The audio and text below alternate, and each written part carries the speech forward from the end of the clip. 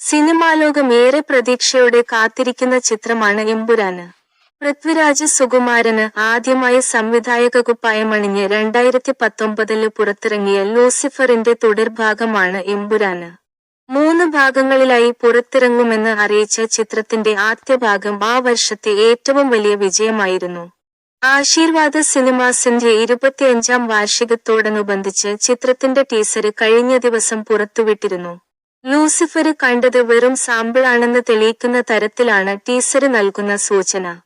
ഖുറേഷി അബ്രാമിന്റെ ലോകം പ്രതീക്ഷിക്കുന്നതിലും വലുതാണെന്ന് ടീസറിൽ നിന്ന് വ്യക്തമാണ്.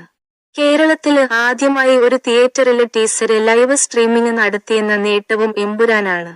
റിലീസ് ചെയ്ത് 24 മണിക്കൂറിനുള്ളിൽ 5 മില്യൺ ആളുകളാണ് യൂട്യൂബിലെ എമ്പുരാന്റെ ടീസർ കണ്ടത്.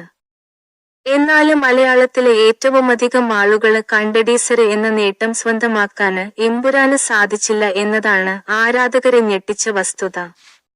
24 മണിക്കൂറിനുള്ളില് ഏറ്റവുമധികം ആൾക്കാര് കണ്ട ടീസർ ഇപ്പോഴും ദുൽഖര് സൽമാന്റെ പേരിലാണ്. നവാഗതനായ അഭിലാഷ് ജോഷി സംവിധാനം ചെയ്ത കിങ് ഓഫ് കൊത്തയുടെ പേരിലാണ് ഈ റെക്കോർഡ്. 9 മില്യൺ ആളുകളാണ് കിങ് ഓഫ് കൊത്തയുടെ ടീസർ കണ്ടത്. മലയാളത്തിലെ ഏറ്റവും ചെലവേറിയ സിനിമ എന്ന പേരില് ഗ്രാൻഡ് ലോഞ്ച് നടത്തിയ ടീസറിന് പോലും ദുൽഖര് നേടിയ റെക്കോർഡ് മറികടക്കാന് കഴിയുന്നില്ലെന്നാണ് സോഷ്യല് മീഡിയയിലെ ചർച്ച.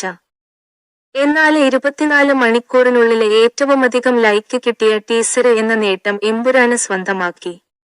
3,09,000 ലൈക്കുകളാണ് എമ്പുരാന്റെ ടീസർ സ്വന്തമാക്കിയത്. മമ്മൂട്ടി എസ്.എൻ. സ്വാമി കെ.